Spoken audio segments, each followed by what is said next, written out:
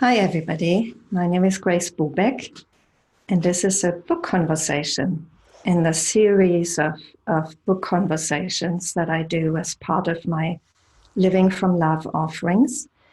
And I'll be speaking today with Dorothy Hunt. Hi, Dorothy. Welcome.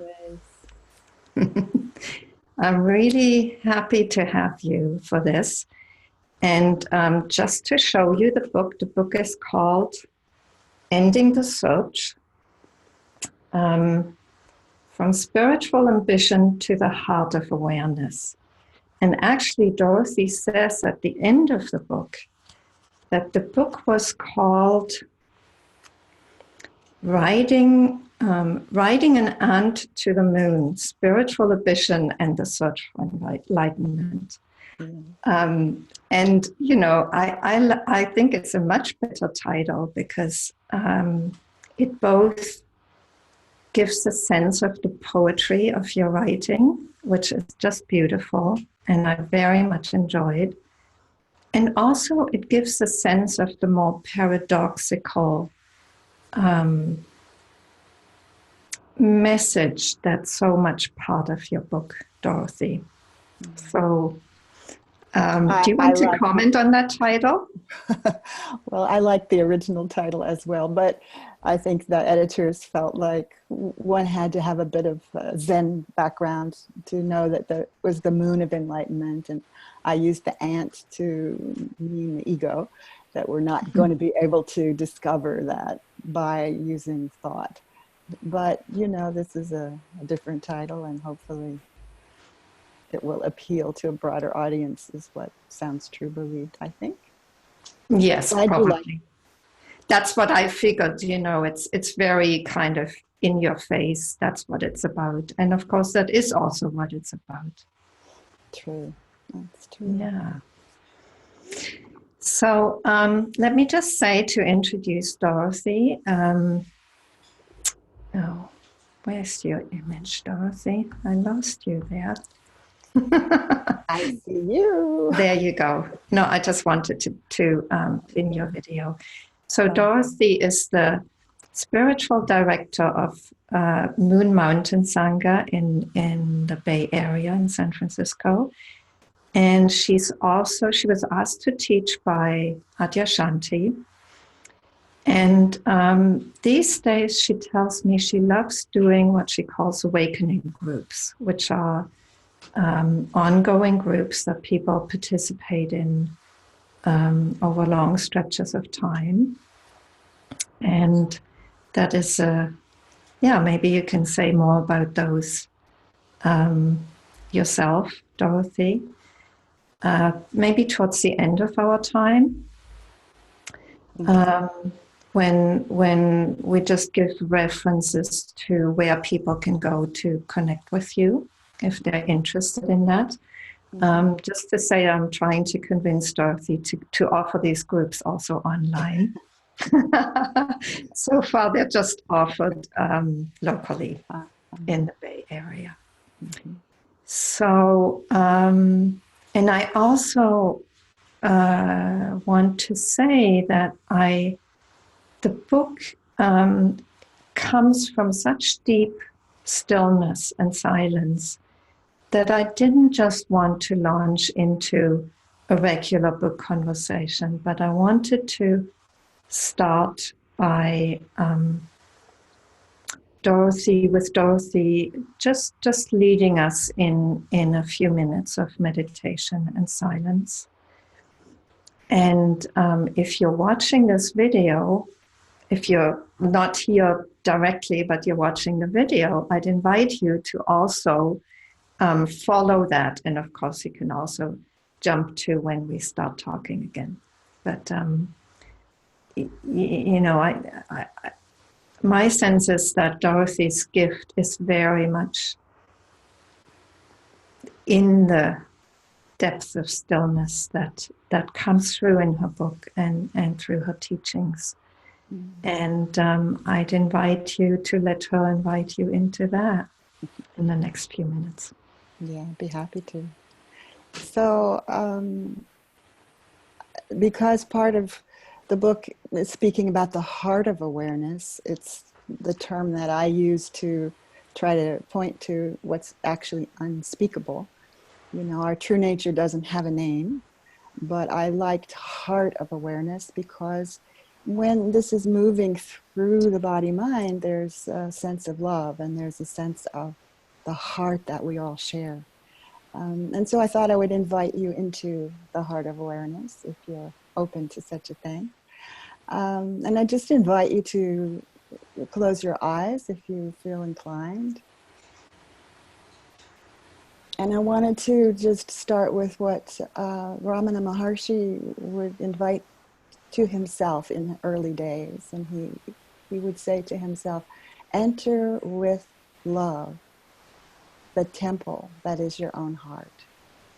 Enter with love the temple that is your own heart, silently allowing the deep within to flow on and into the deep beyond. So, just an invitation here to enter with love the heart that's bigger than the one beating in your chest. And silently allow that deep within to flow on and into the deep beyond, which is what we all share, even in this moment, no matter what our experience is. But if we want to enter the heart of awareness consciously, not just as an idea, we have to leave certain things at the door. And so I would just invite you in this moment to leave your thoughts at the door, your projections, your projects, anything that you have been taught about who you are, any ideas, judgments. Can we just leave those at the door for a moment? Everything will be here to pick up later if you want.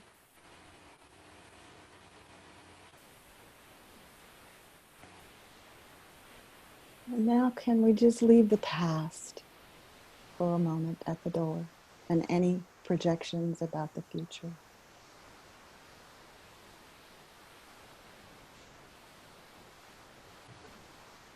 And just invite you to notice, is there a presence already here before you try to become present?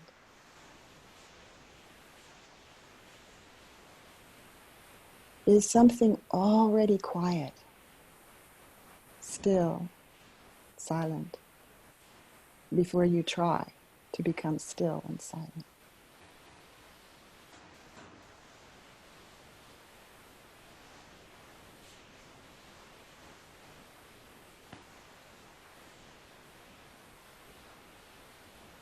And can you begin to become aware of this awake space that's within each of us, around each of us? This space that is awake in your own life. What is it? Can you experience it consciously?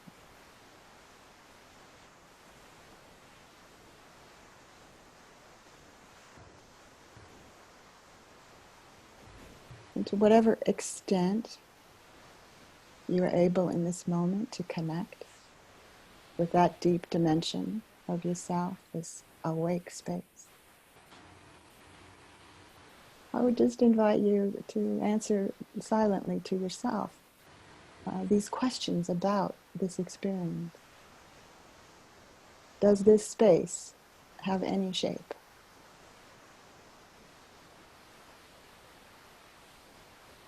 Does it have a color?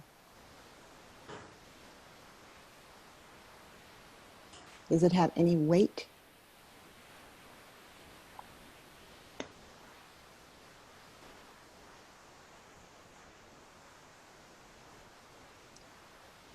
Does it have any judgments? Your mind may have many, but this that's awake and aware, does it have any judgments? Is it holding on to anything?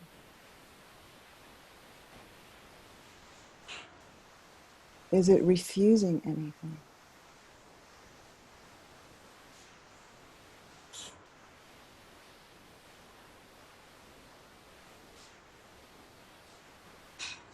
If the walls of the room where you're sitting were to diminish or be demolished, would this still be here?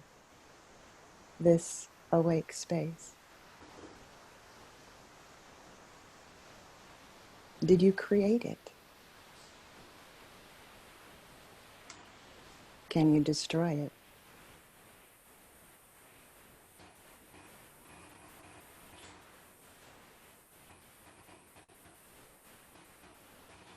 Does it claim any identity whatsoever? Is it saying, I am the absolute, or I'm just a small human being? Does it claim any identity?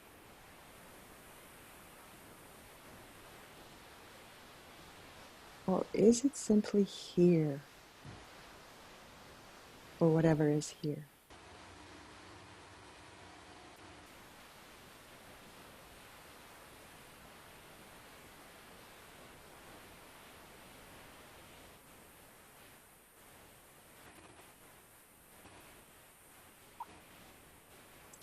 If thoughts or feelings enter this space, does it push anything away?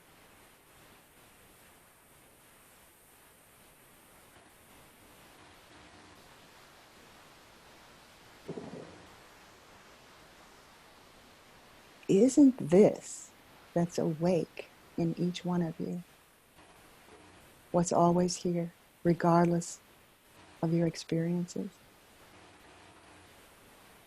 It's here for the best of them and the worst of them from the mind's perspective. It knows when your attention moves. It's the knowing of your experience, the seeing of experience, and also the being of experience.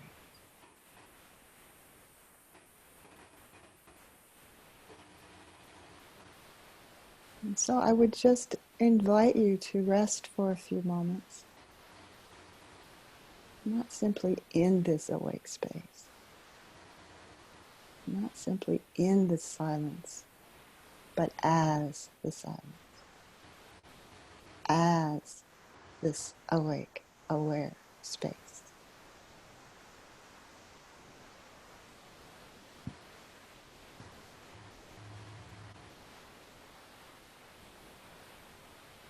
And just see what wants to be revealed in your own experience when you enter empty-handed.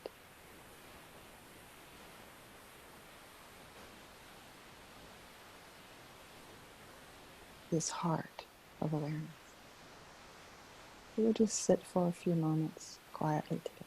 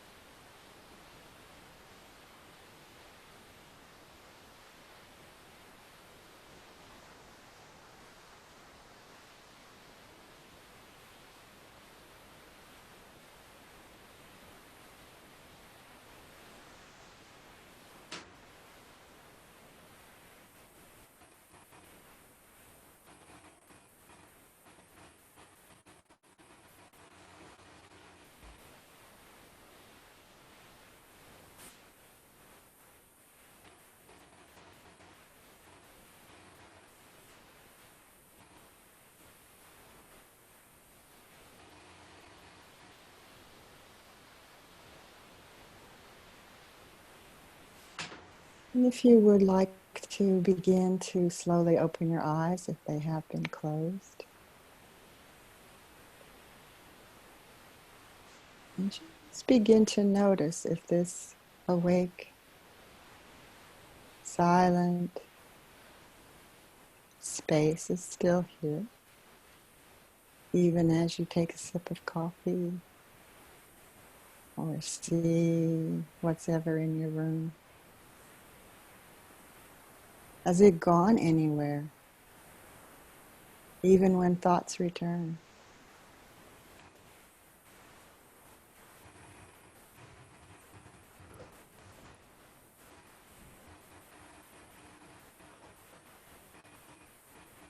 This mystery is really what connects us. It's our essence. We can't really name it. We can't really make it an object. We can't photograph it. And yet it's here, expressing itself as each one of you, as life itself, as being itself, our shared essence. And most of us imagine that when we begin to think or talk, we have to move up to identify with our mind, but really we don't. We can stay clearly as this that we all are, much more consciously than we might imagine. So that would be my invitation, and part of the invitation of the book, Ending the Search from Spiritual Ambition to the Heart of Awareness. Because when we begin to have an impulse or awakening or enlightenment or whatever your impulse is moving you toward, we imagine that it's because we don't have it. We think we have a lack, and so we're looking to find something to fill up the space that we think is lacking. But actually that impulse, that desire for awakening, that desire for enlightenment or God consciousness or whatever it is that comes to you in those moments of longing, it's really coming from the depths itself. Because we don't really long for anything that we don't know. Have you noticed? We might be curious about a food we've never tasted, but we wouldn't long for it. So when we have that deep longing, there's just an invitation to follow it back to its source. Instead of going out to try to find something out there, can we just follow the longing back home? It will bring us home if we follow it deeply enough and with enough sincerity. We can't help but discover home ground. So, Grace, if you have anything to add or questions, I'm open to you. Yeah, thank you. Thank you so much, Dorothy. That was a beautiful invitation and just a lovely way to start off. Maybe I just want to comment on this paradox that somehow we can't really name this that we're looking for or found. And yet there's such a passion to speak about it and to share it and to, certainly my life is devoted to this. That's my passion. That's the passion of this life. And the internet offerings are part of that. How it expresses in me. Your book is how it expresses in you, and it expresses in so many ways. At first it's really just a search. But to the extent that we find, there's also such a, I don't know, it's almost like an imperative to share it and to talk about it, even though it can't be talked about. Well, it appears to want to just wake up to itself. You know, it lays in an unconscious realm for most people, for most of the time often, but it has embodied itself. It has come forth as each one of us, as each manifestation of life, of being, and it just seems to want to wake up to itself through and through. So even when we've had what would be considered really authentic awakenings, they don't just stop with one recognition.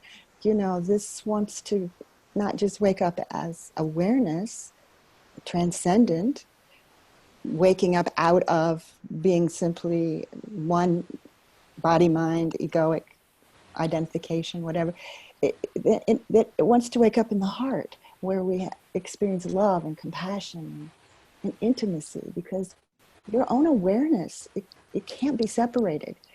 So much of spiritual practice is about often separating awareness from the content of awareness, which is useful because it helps to disengage us a bit from such a strong identification with separation. But eventually, you know, it's not just waking up to awareness, it's waking up to unity, to the oneness, to the field of awareness that we share right this moment with all things, all beings, all creatures.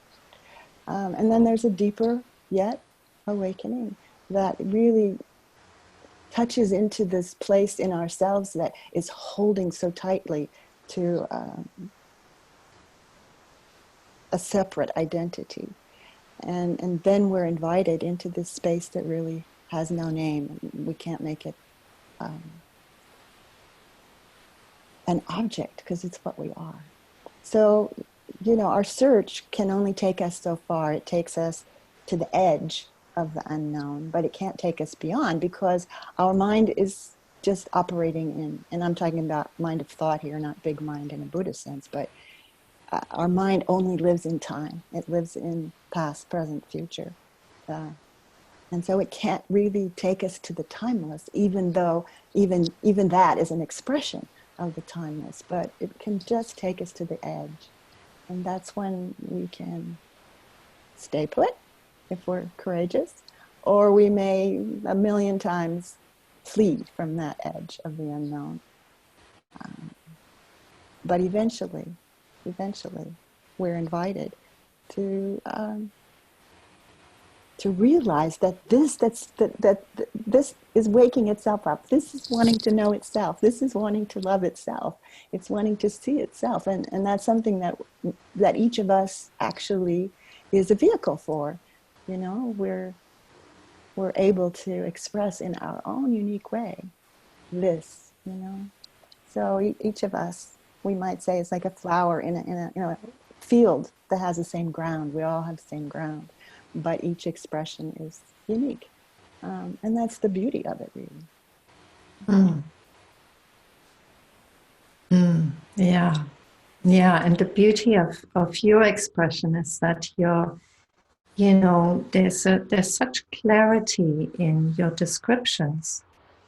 And at the same time, there's the poetry. You know, sometimes you just have such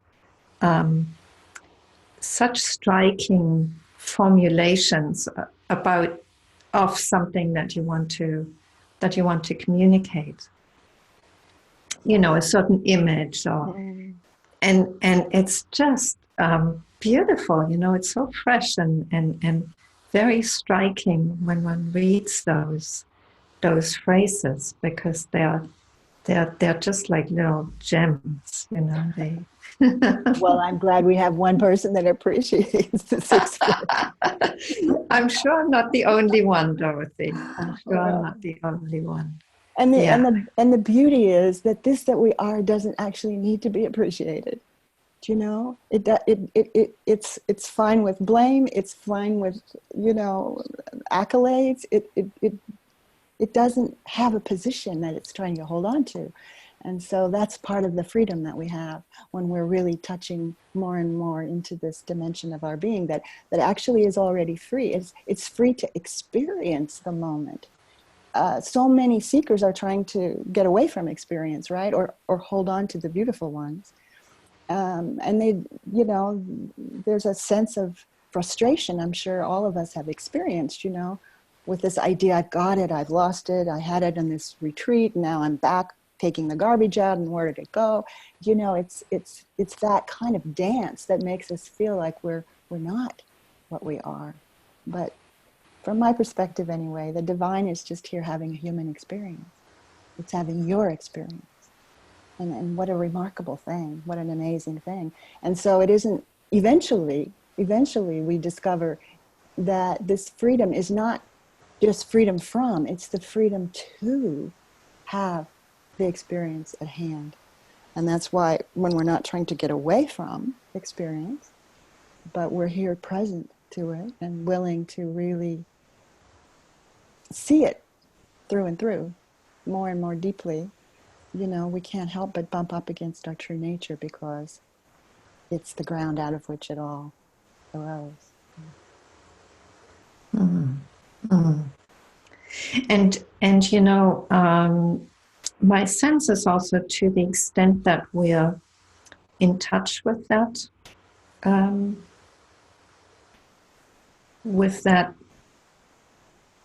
ground, with that being, it also, you know, it's almost like it wants to flow, it wants to become creative, you know, it wants to you know, there's movement out of the stillness.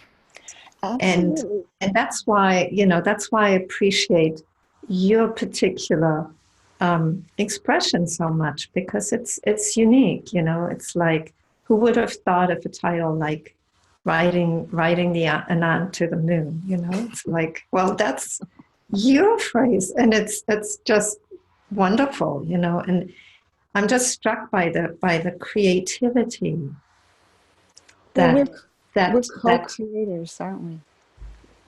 Go yes. ahead. Well, you know, I don't know, we're co-creators. I mean, yes, you know, this that we are uses the personality and the mind and the, you know, the skills that are already there. Right. I don't know, you know, I mean, this may be just quibbling with words. I don't know, this is co-creation. To me, this is just like, to the extent that we touch into this ground, into this stillness, you know, the creativity just wells up. It just comes forth. It's like breathing. Do you know, we breathe in, and that's part of how we go backwards, we could say. In Zen, we talk about taking the backward step to discover where the longing comes from, where the impulse is coming from. We ask the question, if we're interested, who or what am I? You know, and all of those are meant to invite us into the stillness, the silence, the place where there's no opposition, there's no opposites really in that deepest dimension of ourselves. But that's the breathing in, and then, like our breath, it wants to breathe out. It can't just hold on to a position. So it comes out, as Grace was saying, you know, as creativity. But the creativity can be, you know, planting a seed in a garden. It can be writing a poem. It can be having a lovely conversation with friends, family. It's just living. It's life. It's being itself. And we get to partake of that in these forms. So kind of incredible. Mm-hmm. So, Dorothy, I have a question for you, Okay. which actually is two things. One is,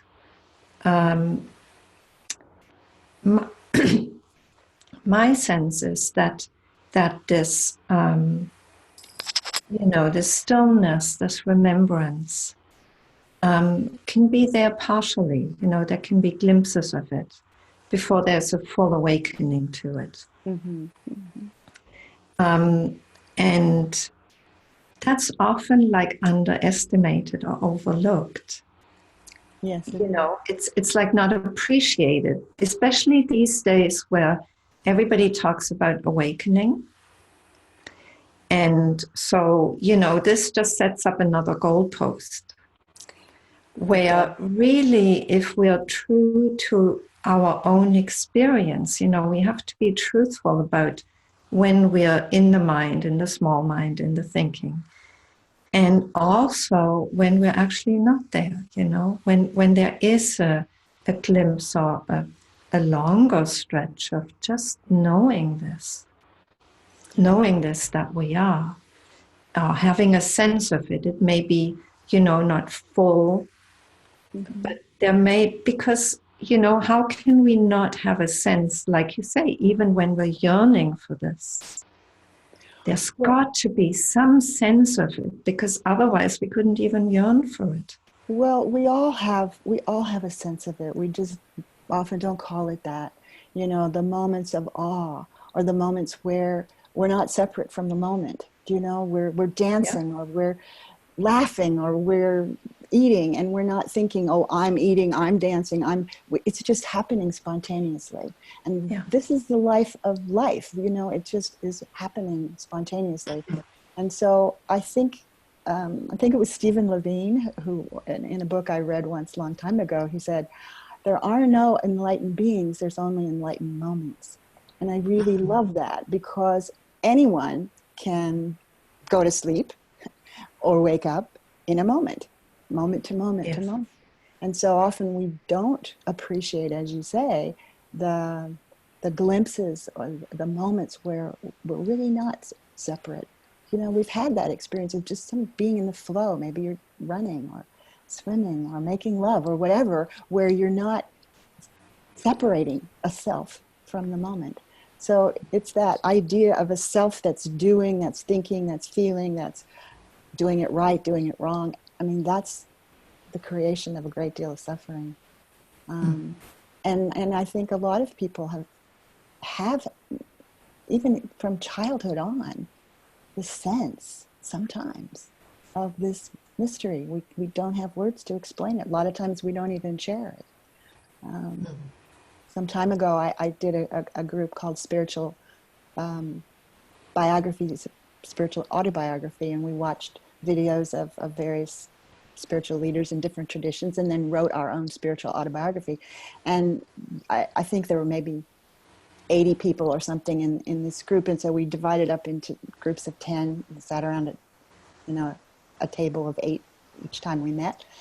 And as people wrote their spiritual autobiography, they were so amazed to discover that almost everyone else, as well as themselves, had some inkling of this from way back when. Do you know? It's just, how could we not? It's what we are. So exactly. Yeah. So it just comes to me to say let's be truthful about the moments when we are not in that, when we're in the mind, but also let's be truthful about the moments when we do know, when we do have a sense, when we do have this inkling, and just recently I spoke to Sarah Taylor, who works with creative people. Mm-hmm. And she says, true creation, and that's my sense too, comes out of the same void. It's like there's no difference.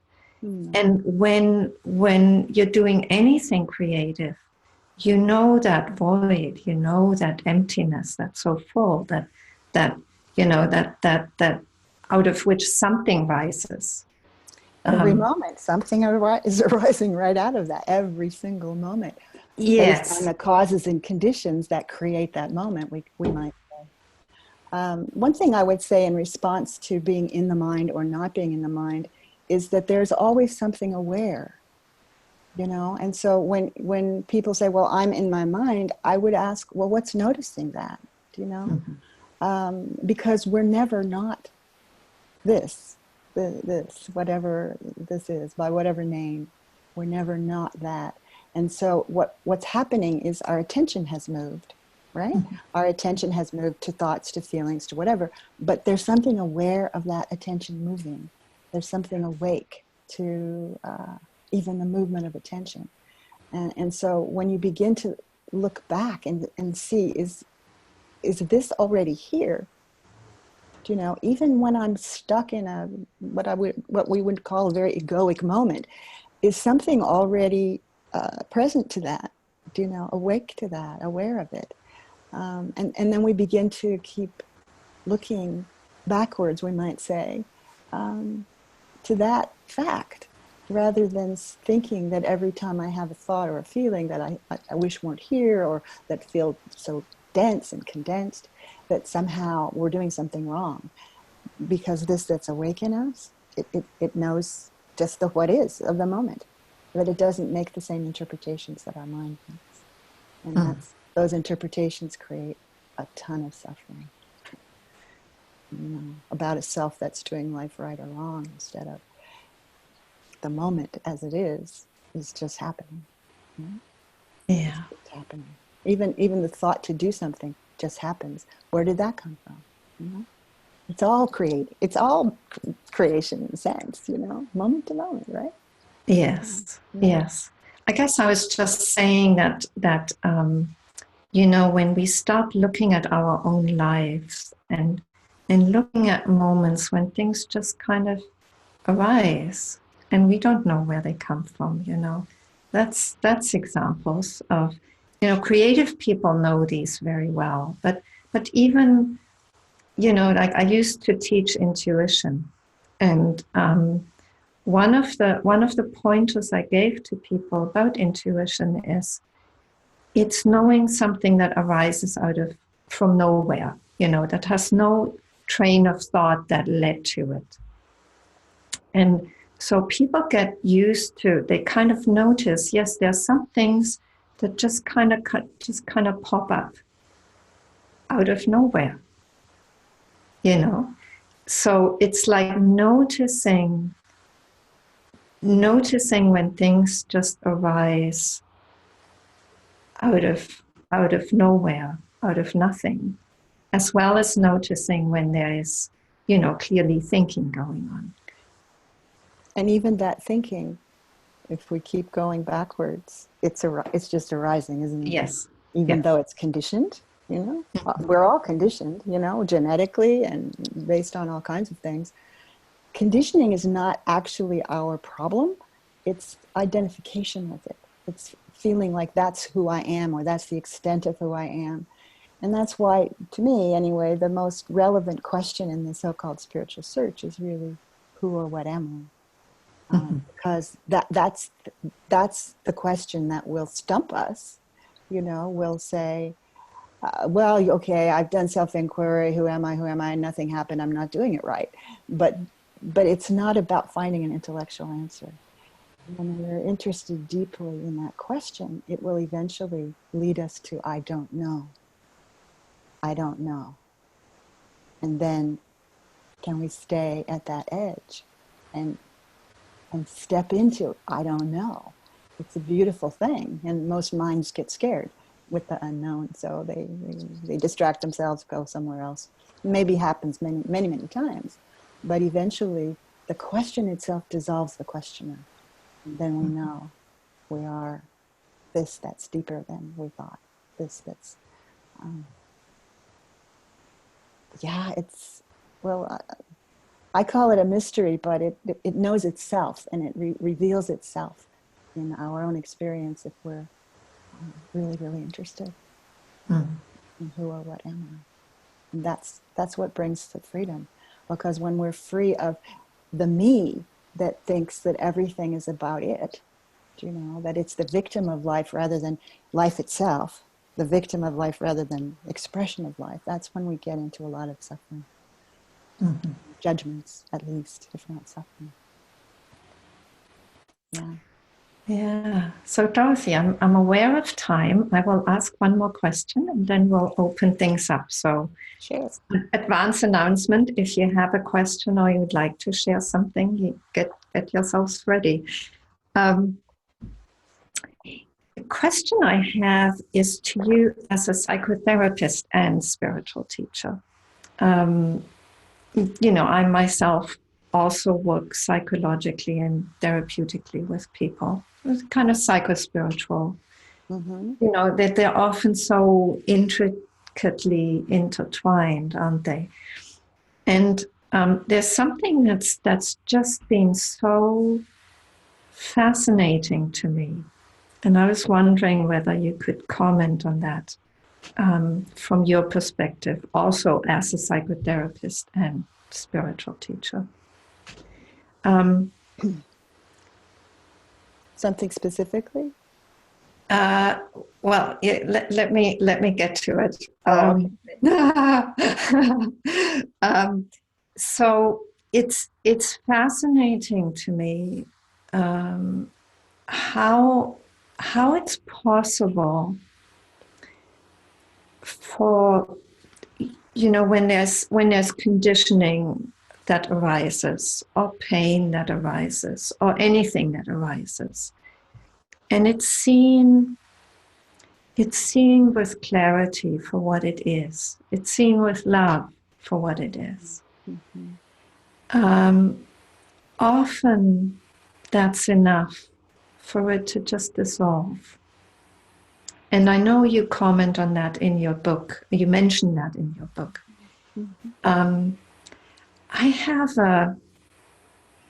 I find that so mysterious and so fascinating. I know it from my own life, from my own seeing of my own conditioning. I know it from clients, you know, when we're looking together. And I'm just kind of fascinated by the mechanics of that. You know, like, how is that possible that something will just dissolve when, you know, all the strategies that the mind has to try and control it or get rid of it or, you know, manage it or whatever, none of that works, but just one instant of pure seeing has such power. It does. And what I would say is that one reason it seems to work when it does, and if we're not using it just to get rid of something, because we need to be actually curious, what is this? You know, is we're not separating from it. So we're not the one who's looking at something over here. We're actually experiencing, if we're willing, the moment as it is, and that's coming straight out of what true nature does. It just is here for what's here. Now, many things will dissolve with the willingness to really see, to deeply, deeply see.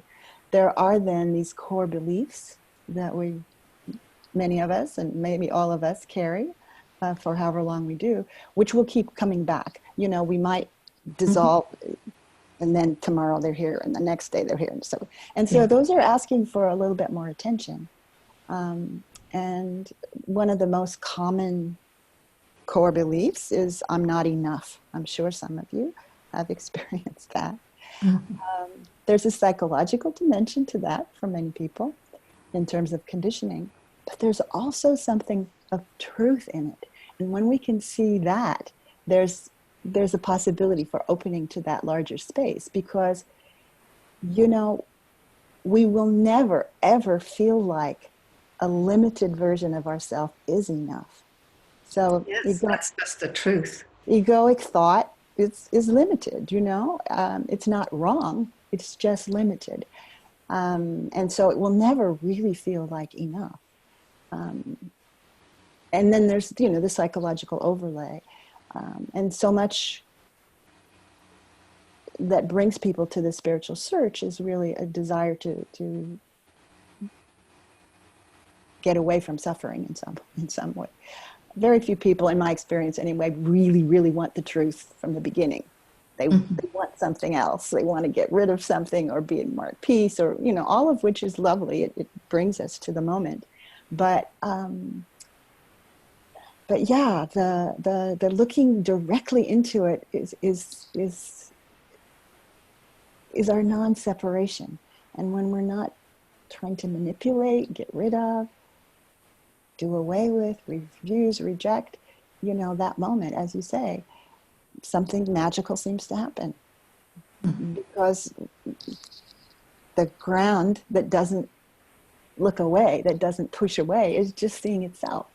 And there's no problem there. You know, it just sees what is as its own expression. And some of us would like there to be fewer of one expression and much more of another kind of expression, but the expression of the moment will be as it is. And so many people, and all of us have done it, that shouldn't have happened, but it just did. So now what are we going to do with that, right? And one of the things I always liked, Jeff Foster, I think, brought this image in a retreat that we were teaching at Esalen with the science and non-duality folks. There were several spiritual teachers, so-called.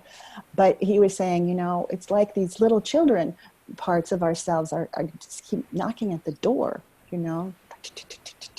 And then we open the door and we say, not you again, and slam the door in their face, you know. And this is why these parts of ourselves have to keep trying so hard to come back into the wholeness of being, because that's where they came out of, innocently, so innocently way back when.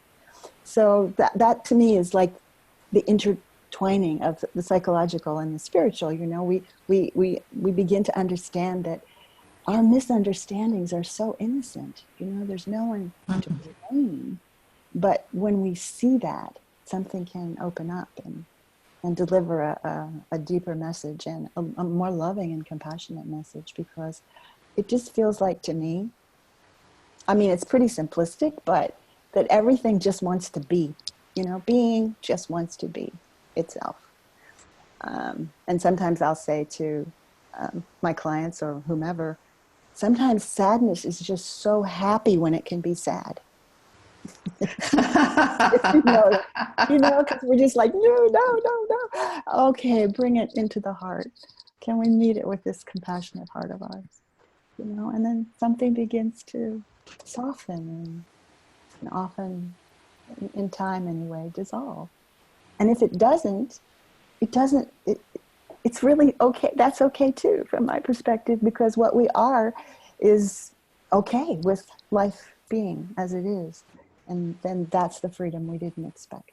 We thought it was going to be when all the ducks are in a row, when every issue's been taken care of, when there's no more this and always that.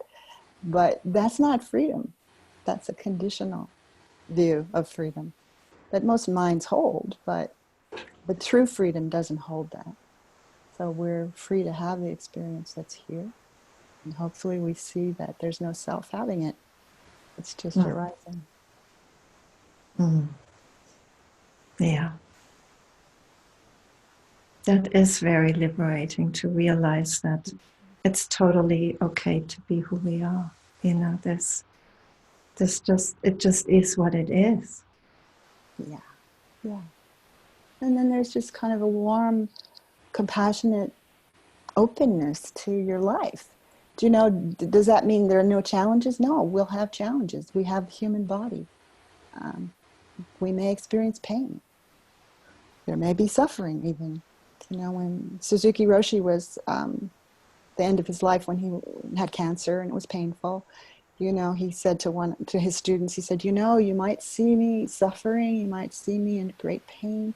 I said, but don't worry about it. That's just the Buddha suffering. That's just suffering Buddha. And I mean, a Christian would say it's just suffering of Jesus. I worked for many years with Mother Teresa of Calcutta, and that was her whole view. You know, this is Jesus in his most distressing disguise. So it's not the words we put to it, but more that felt sense of, you know, this that we are is playing all the roles. And when we know that, there's a different felt sense, a different appreciation for life. Yeah, beautiful. And Iftar just raised his hand, so I'm going to call on you, Iftar. You're unmuted. Go ahead. Hi, Iftar. Oops. Come back. I'm trying to. There you go. You're unmuted now. Yes. All right. Good. Can you hear me well? Yes, we can hear you well. Thank you. Yeah. So I have a pretty intense challenge lately. Is it appropriate to bring it here? Yes. Go right ahead. If you feel called to bring it here, this is your space. Yes. So I've been pulled into some. Well, I've been practicing a lot. Last 7 years or so. Also, Ramana Maharshi style inquiry for my and so on. And lately, I've been pulled. My mind has been pulled into some obsession, and so a lot of what you just said is kind of feels kind of relevant to my situation right now. And my suffering is that I'm just um, obsessively repeating a thought, and it's just being yeah. So the awareness just is pulled into the mind as opposed to pulled it to life or what's here. And yeah, and it's really scary. It's a lot of anxiety in the body and feeling of being, how do you call that? Like overwhelmed and deeply overwhelmed. Yeah. So maybe how can I use this inquiry? Yeah. There are a few ways to go. If you've been doing inquiry, you've been apparently asking who's having the experience, right? Who is suffering? Who Who is is suffering? suffering? Who's feeling anxious? And when you invite that question, what do you come up with? Um, so sometimes there's a short relief Uh-huh. and um,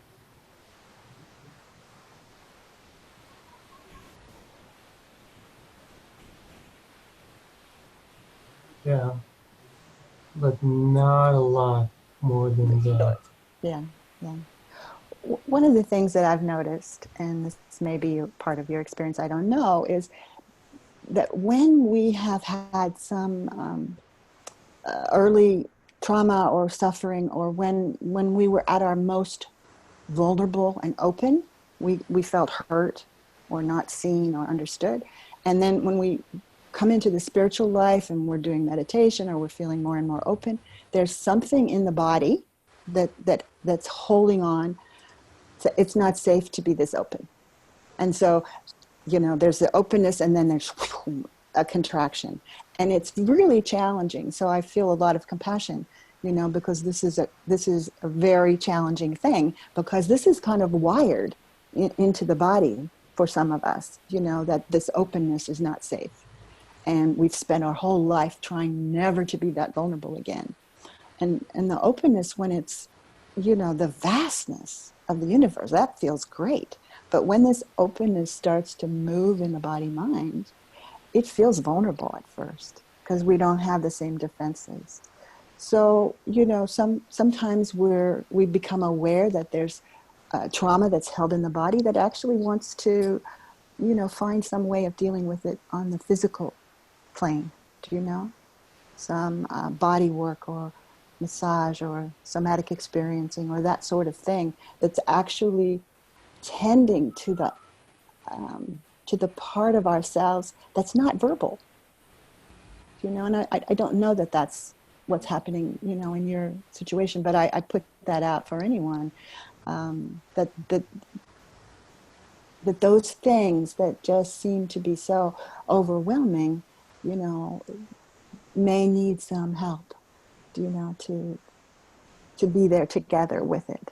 Because I think especially if our early challenges are relational, then the way that those things begin to get healed is relational also. You Mm. know, finding finding a place that feels safe, a person that feels safe to be Mm. working with in some way. Um, And also sometimes we just can ask, and this is another way of looking at these sorts of things, who is it benefiting? You know, these feelings, the suffering. Who is it about? What's it about? You know, because the mind is not particularly keen on letting go of identification, you know, and it knows, because it knows us better than anyone else will know, you know, what actually takes us away from what we were seeking. You know, it's not because it's evil, it's just scared.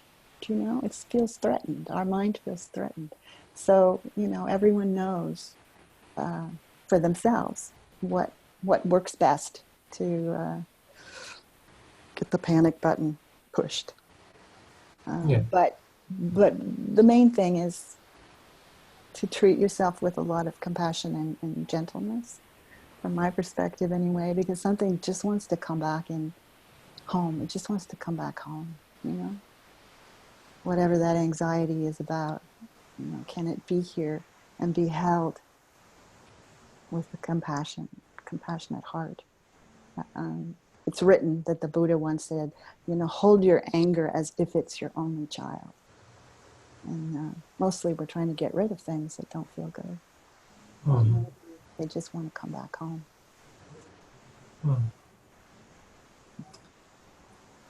And may I ask another question? Okay.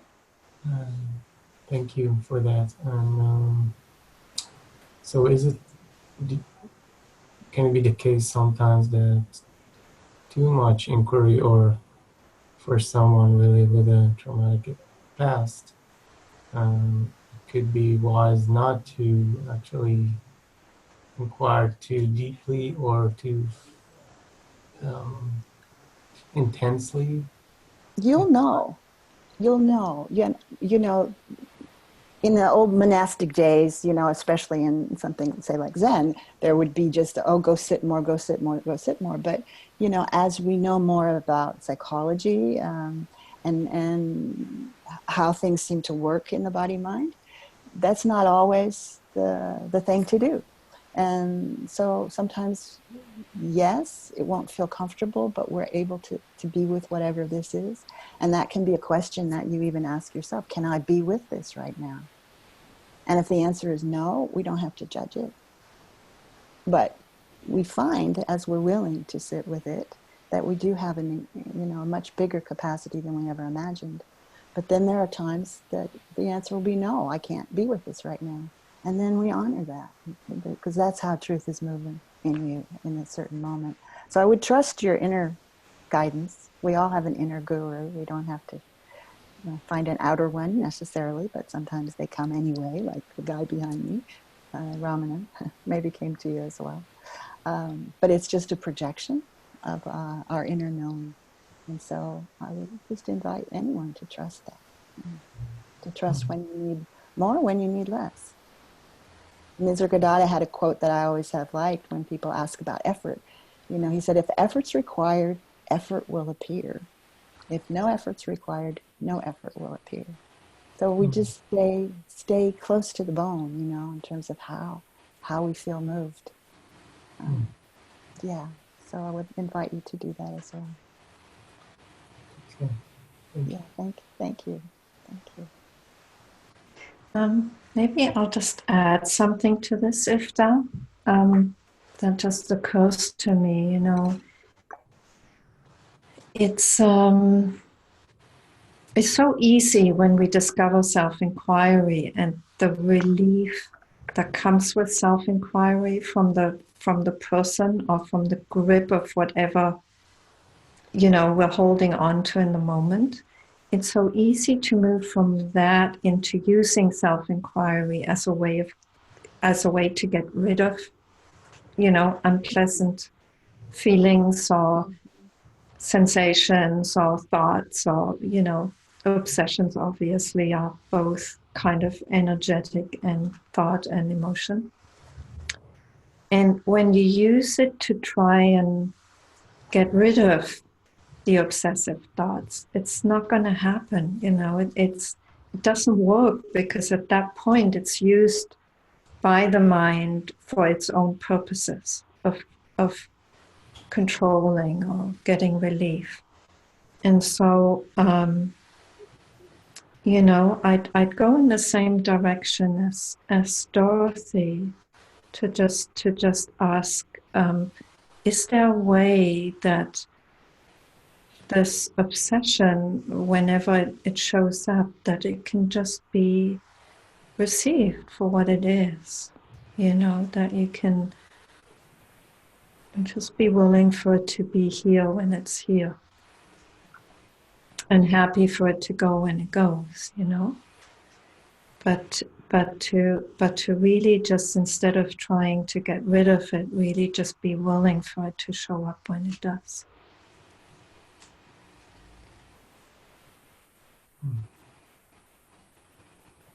Yeah, it's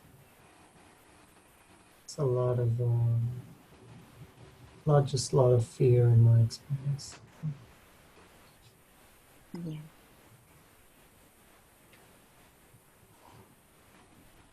And fear is very difficult to be with sometimes.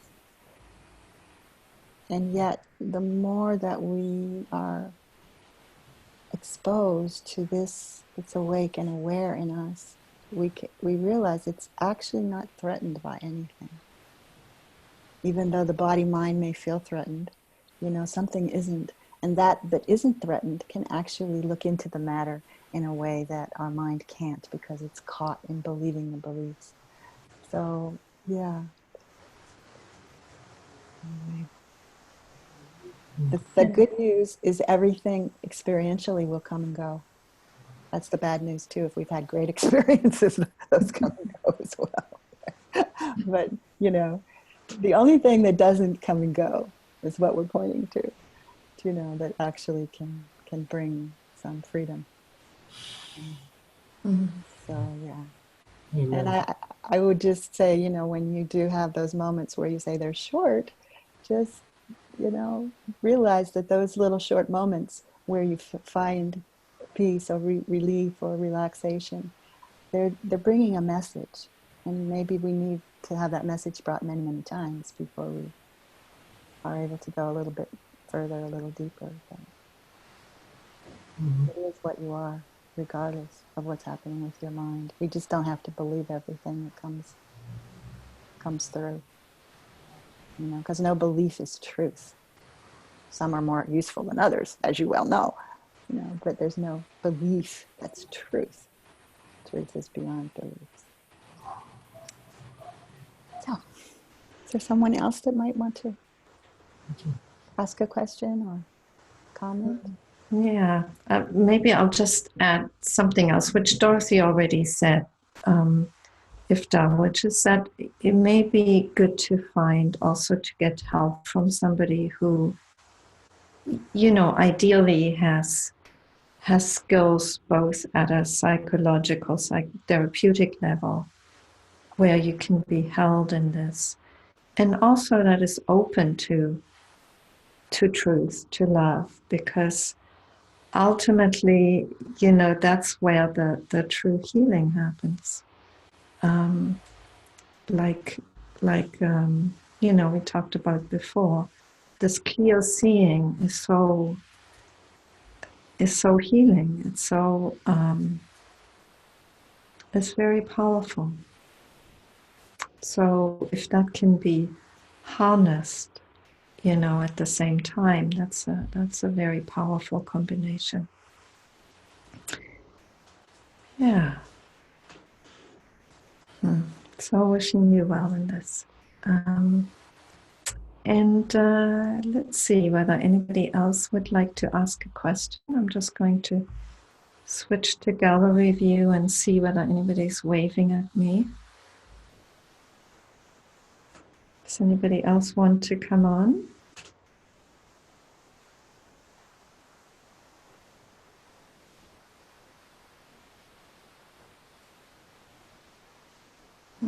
Doesn't look like it right now.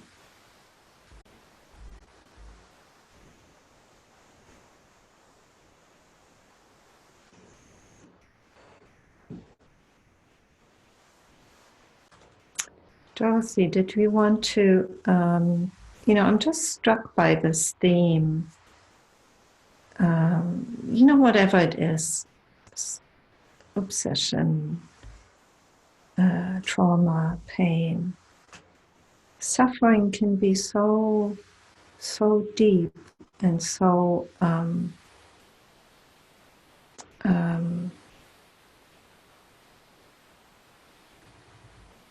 almost crushing, and when we get a taste of freedom, it can feel even more crushing because we have a taste of freedom, and then the contrast between that and whatever isn't free, whatever is conditioned and does feel painful, just becomes that much bigger, that much greater. Could you comment maybe on that, Dorothy? I mean, one of the things that we can ask ourselves in the midst of a suffering moment is what does it really want? What is it? It's coming forth for something, perhaps. It's coming forth to be seen or to be loved or to be understood or something. But you can ask the question. It's another form of inquiry. What does this want? What do you can address your own suffering. What do you want? And sometimes it just wants to be seen. It just wants to be held. It doesn't really want to be fixed even. I mean, the mind wants to fix it, but the feeling itself, may just want to have its moment in the sun, so to speak. I think that when we're completely identified with it, then there's no space around it. So the first thing we might do is just, what I would invite is, first of all, wherever that suffering is being felt, where is it in your body? Because it will have a sensation in the body. Sadness might be in the heart, or anger may be deeper in the gut, or whatever. So where is this actually felt in the body? And then can we just invite? I mean, our awareness is already there, or we wouldn't know that we were suffering or that there was a felt sensation in the body, but we can begin to actually invite consciously awareness into that moment, into that feeling, into that pain, into that whatever. And we invite it right into it with no expectation for it to change. We don't have an agenda. That's hard for the mind, but bear with me. So we're inviting awareness, we could say, just right into the center of the contraction, with no effort to make it be different, no agenda to manipulate it, but just invite it in. Okay, awareness is inside now. We're not just looking at this moment from the outside. We're actually looking at it from the inside out, because we're now interested. We're curious. Curiosity is a great thing in the spiritual quest. It's like, what is that? So then awareness just comes inside, because it has no boundaries. It doesn't have any barriers. It can go anywhere. It can go to 1 billion galaxies in the night sky, or it can go to a tiny pinpoint of experience. So when we invite awareness right inside, it just begins to open it from the inside, instead of like the mind is trying to, pry it apart from the outside, But this is just, to my way of thinking anyway, it's just a much gentler and much more effective than any kind of intellectual analysis that we might have. It's experiential. And just even that moment where you say, okay, can I just invite awareness in? Can I first maybe be aware that there is space around this contraction, but now can I let that space come into the contraction, come into that felt sense of pain or suffering or sadness or anger or fear or whatever it is, and then we just see what's the effect. What's the effect when we're not trying to manipulate it or change it? And it's like Grace was saying earlier, so often something just dissolves with that clear seeing. But it's not necessarily an analytic seeing, although that can be helpful at times, but it's experiential seeing. And when we're willing to have the experience that's here, it doesn't have to fight so hard to be seen, you know. So that's one way I would deal with certain things, you know. It's just that invitation to come in from the inside instead of all the ways the mind's trying to come at it from the outside, so to speak. Ultimately, there's no inner or outer, but experientially, you know, we do have a felt sense of it being one way or the other. Yes, I like the imagery of seeing from the inside.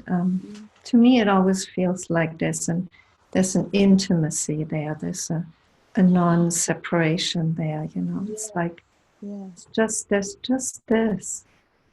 just this in that moment, and that intimacy. I'm so glad you brought that word into the conversation, because this that's awakened us, it cannot and it does not separate itself. The mind will separate it, but this doesn't separate itself, so it's always intimate.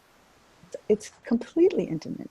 It can't separate itself, and that's why it can be so healing as well, to have that felt sense, the intuitive sense, the experiential sense, not as some idea, but you know, you feel it in the body, you feel it in your being, you know, when you're not separating a self from the moment. So yeah.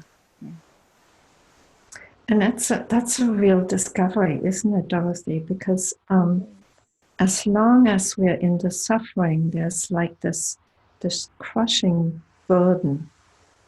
You know, it's like it seems to crush us, right? It seems to kind of it can feel undo that us. It can feel that way because we're thinking of it. We're thinking of ourselves as separate from it.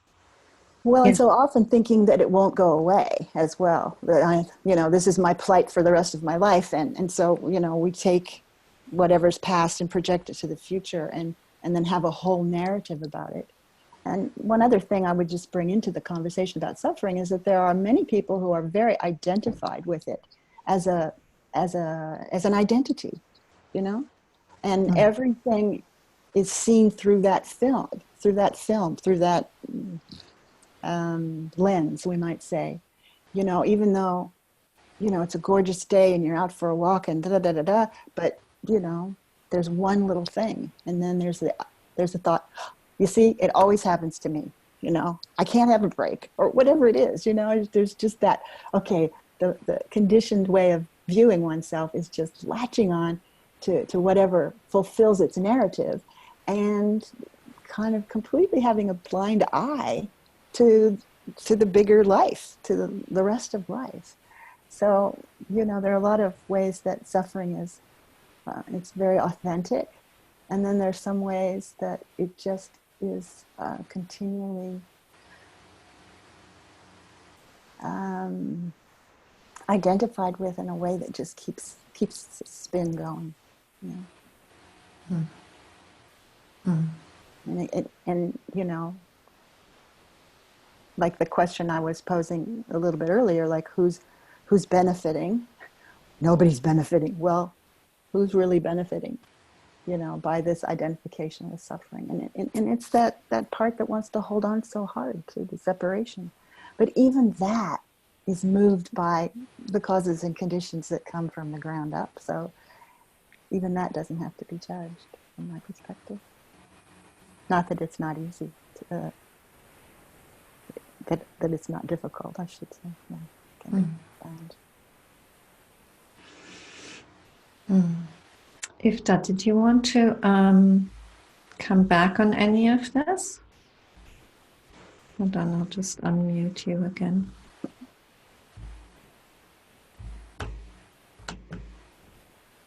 Oh. Yes, go ahead. Thank you. So a question could be asked is,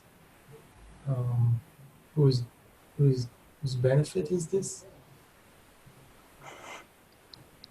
That's a possibility, yeah, because is it for the benefit of ourself? our true self? Or is it benefit, and benefit is a strange word to use, so I understand that in this context, but who is it serving? Is this serving truth, or is it serving a self, an identified self? And that doesn't mean that that's wrong, but it's just another way of looking more and more clearly and more closely at experience. Mm. Yeah. Because our mind will use all kinds of things to distract us when we're scared, of not being who we thought we were. And when that starts to dawn, it can be incredibly liberating, but it can also be frightening for whatever's holding on to the old way of looking at things. Mm. Yeah. But thank you for being willing to have a question and have us look at different ways of being with it. Yeah. It, it was helpful to hear that. So Yeah, good. thank you. Thank you, Ifta. I guess if somebody has another question, there's a little bit more time for you to come forward. I'll just check again. All right. doesn't seem that way. So let's see. Dorothy, would you like to? Do you have anything that you would like to say to end this togetherness for today? Well, I read a line from a Chinese poem recently that said, "Each of you is a vial of light." And it really struck me that, even in our darkest time, there's still light, that's emanating from us. There's the light of awareness. And to begin to feel into that and sense into that without any judgment of what you or your life should or shouldn't look like, but just to pay attention to that, the light of awareness that feels like it's just wanting to wake up in each of us more and more deeply. And there's no end goal. I mean, that's one of the things that our minds get hooked on, is that there's some place to arrive. There is a place where seeking ends, for sure, but when the seeking ends, nothing ends. There's a line I remember, some Zen guy said, "Finished. When it's finally finished, you realize there is nothing to finish." And so here we are, an expression of life, moment to moment, moment to moment to moment. Each one of us, and each form of thought, form of feeling, form of body, that causes and conditions are just moving. They're just moving. The whole show, the whole of life and being is so interconnected. And even though I can only see a few of you, and then there are lots of other names on my screen, I just wanted to encourage you to claim, not as a new identity, but just to claim that light as your own. It's not something far away. I'm just sending good wishes and blessings to every one of you here. Thank you so much. That's a beautiful way of ending. To claim the light that's already here, as our own. Yeah. So just to say, if you'd like to reach Dorothy, the name of her website is dorothyhunt.org, O-R-G.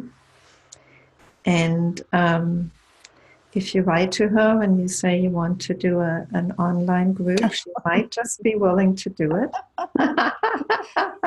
Grace has an agenda for me. I want you guys to know, but bless your heart. I know you're just encouraging me to expand through the internet.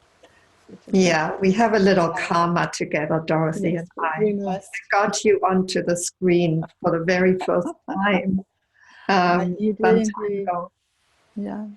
And since then you've published your book, and it's like you're much more out there in the world, and I'm sure there will be some kind of demand for that. So we'll see. We'll see. Yeah, we'll see. So just to say, and thank you to Dorothy. Thank you for the beautiful invitation meditation at the beginning, and your sharing. I'm sure it touched people the way it needed to. And just to say, if you get a chance to read her book, I'll just put it up here again. Ending the Search, from Spiritual Ambition to the Heart of Awareness. For you who like poetry, I have 2 poetry books as well, Grace. So yes. Those can be discovered as well. Yeah.